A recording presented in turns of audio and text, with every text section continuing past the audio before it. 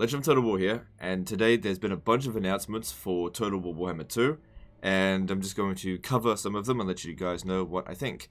So the first thing I'm going to cover is the Gotrek and Felix announcement.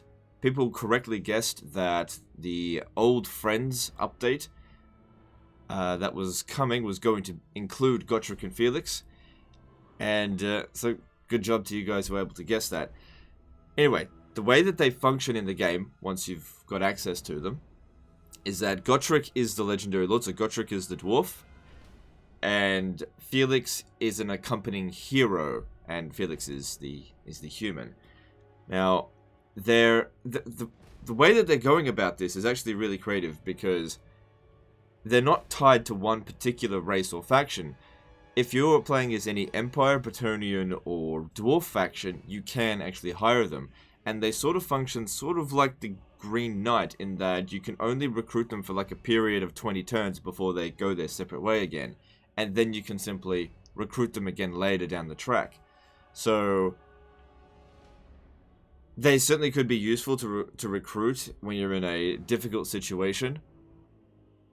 But at the same time, you can't really invest too much into them because they'll only hang around for 20 turns, which is not really that long. It's enough to deal with sort of like a really quick military campaign, and then they just piss off. So it'd be interesting to see how exactly that functions. Like, you can read this stuff in here and, you know, get a bit hyped for it, but I got to see how they function in the game before I get too hyped, because I don't know, it seems a little bit weird to have like this lord that only hangs around for 20 turns. I mean, with the Green Knight, it's not that big of a deal that he only hangs around for like 20-25 turns, because he's only a hero. He attaches in your army and then disappears, and then you can get him later on in the campaign again if you want. And he doesn't, in my opinion, doesn't really add that much to the faction. Whereas a lord that only hangs around for 20 turns, basically, I suppose what you do with him is send him on a suicide mission. Send him on the, give him his forces, and then send him on the most dangerous mission you can, because he's not going to hang around for long anyway. Could be very interesting to see how he plays out in the campaign. Now, how to get them, it's not the same way as with regular DLC. It's not just going to pop up in the Steam store, according to this.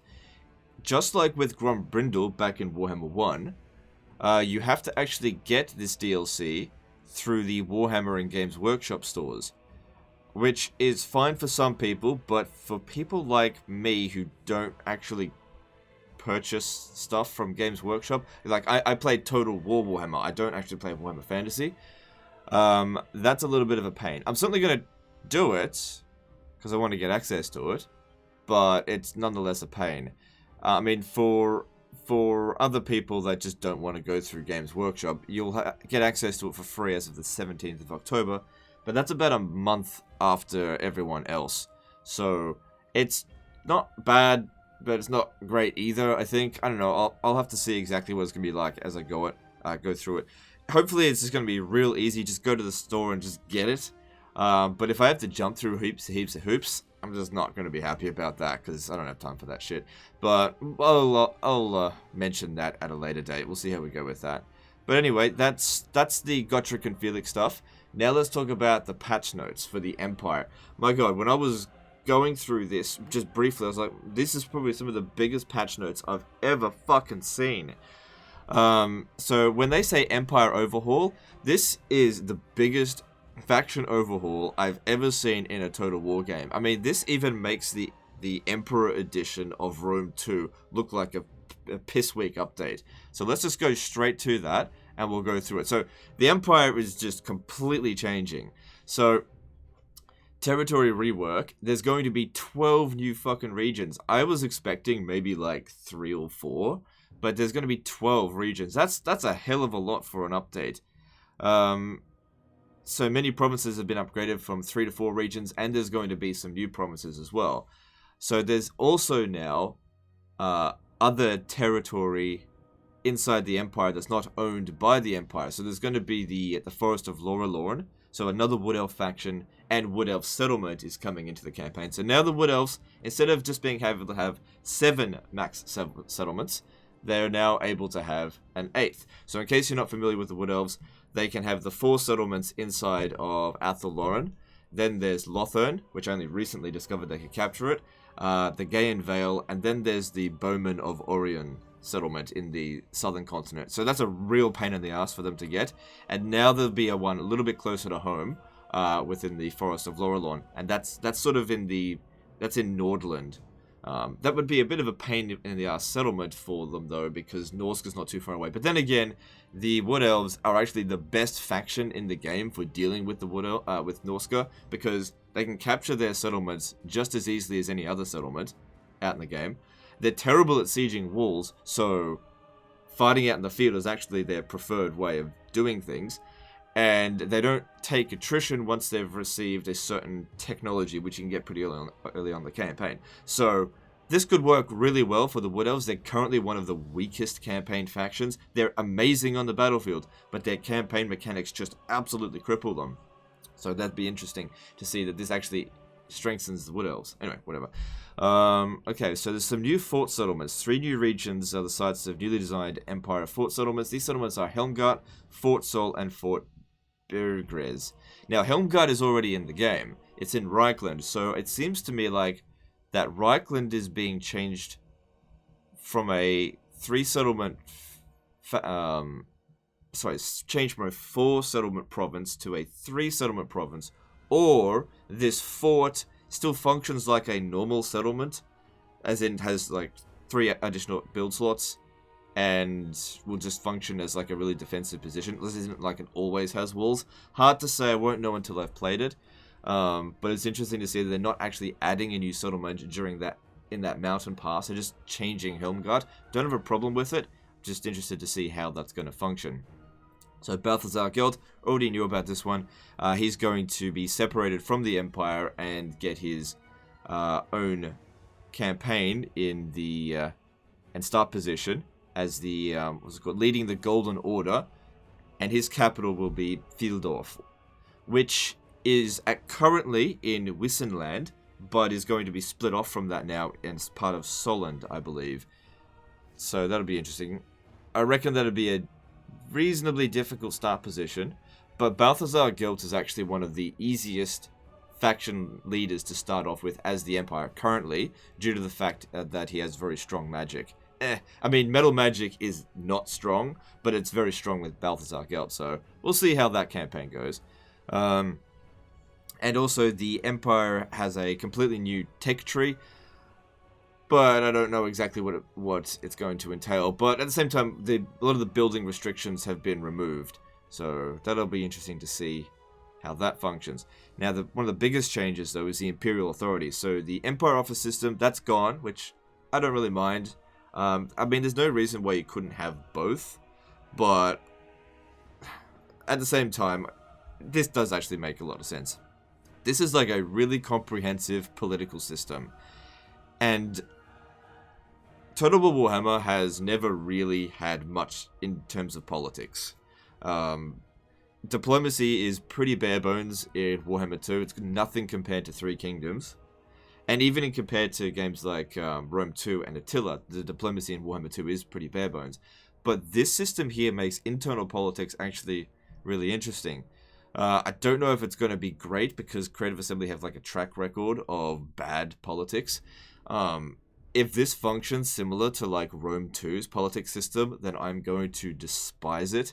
But I'm really hoping they've learned from that, because I don't think the Rome 2 politics system is really well received. I think some people like it, but a lot of people actually really hate it, because the way that it functions, and it's just a hurdle for the player. That's it. And it's one of the most uninteresting features in Rome 2. Now, in this, you can now have an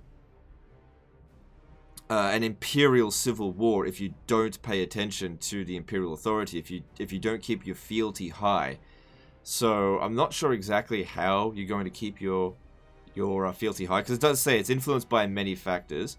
But if a particular general has low fealty, so I guess it sort of functions like a loyalty system, like with the Skaven. You recruit a general or an elector count maybe, and maybe depending on what happens throughout the campaign, their fealty goes up or down. If it reaches a critical point down, then they could secede from the Empire.